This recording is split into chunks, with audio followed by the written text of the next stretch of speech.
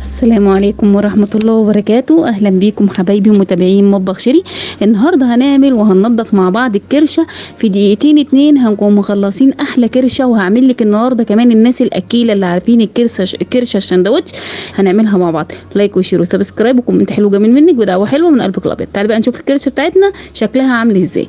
شايفة الكرشة بتاعتي شكلها عامل ازاي؟ صعبة جدا جدا جدا التنظيف بتاعها. أنا مرضتش أختار الحتة السهلة النهاردة، جبت لك الحتة الصعبة في التنظيف. هنزل عليها بمعلقتين من ملح الليمون، ملح ليمون بس، وهنزل عليهم بميه سخنه وخلاص. على كده هنقعهم بقى في الميه السخنه لمده دقيقتين، تكون الميه هديت معايا حبه بسيطه خالص. والمهم ان تكون كلها في قلب الميه مش براها، يعني زي ما انتوا شايفين كده انا حطاها كلها في الميه، مفيش حاجه بره الميه خالص. خلاص هتيجي بقى بعد ما تسيبها دقيقتين واجي ارجع لها، هلاقي لونها مغير معايا زي ما انتوا شايفين كده، لونها غير خالص معايا. تعالوا بقى نجرب كده ان نشوف هنعمل ايه ونشوف هتطلع معايا ازاي. شايفه من غير لا سكينه ولا نحك ولا الكلام من ده، في ثواني.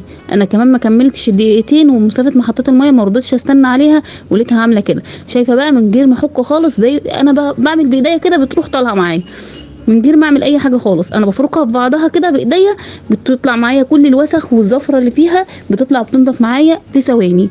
جميله جدا وسهله جدا وطريقه بسيطه خالص. هعمل لكم طريقه تانية برضو لتنظيف الكرشه، انتظروني في فيديو جديد هيكون ان شاء الله في وصفه تكون اسهل للناس اللي بتحب الكرشه وما بتحبش ملح الليمون. خلاص هبدا بقى بعد ما غسلتها حطيت عليها ليمون، وهنقعها ليمون وسكر وانقعها شويه فيهم واسيبها تتنقع شويه فيهم. وبعد ما اشطفها بعدين من الميه والملح الليمون والجنزبيل والسكر، بحب اغسلها طبعا. الجنزبيل جميل جدا جدا في النظافه. خلاص هبدا بقى اغير الميه بتاعتي وهحط هنا معايا حبه من الدقيق واغسلها بدقيق. انا لو كان عندي طحينه في الوقت ده متوفره، الطحينه اجمل كمان من الدقيق، بتشيل الزفاره خالص. كده الوصفه بتاعتي خلصت وغسلتها ونضفتها وتحفه جدا جدا جدا فوق ما تتخيلوا. شايفين بقى الكرشه بتاعتي؟ يلا لايك وشير وسبسكرايب وكومنت حلو جميل منكم بدعوه حلوه من قلبكم الابيض.